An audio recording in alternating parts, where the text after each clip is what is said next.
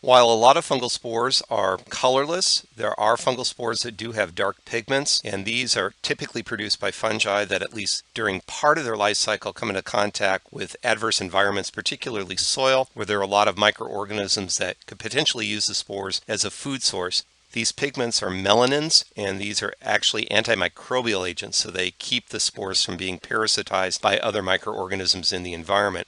This particular spore is one of a fungus called Laviopsis. I affectionately call this the Tootsie Roll fungus because this particular fungus has spores that look like Tootsie Rolls. They're long, they're brown. You'll notice in that center spore, it's divided up into individual cells, so it's multicellular, and those cells actually break off like the section of a Tootsie Roll, and each one of those sections can potentially infect a plant. These particular spores are actually embedded in root tissue. That's all of that kind of gold material that you see in the background. You can also see hyphae of this particular fungus growing through that root tissue as well.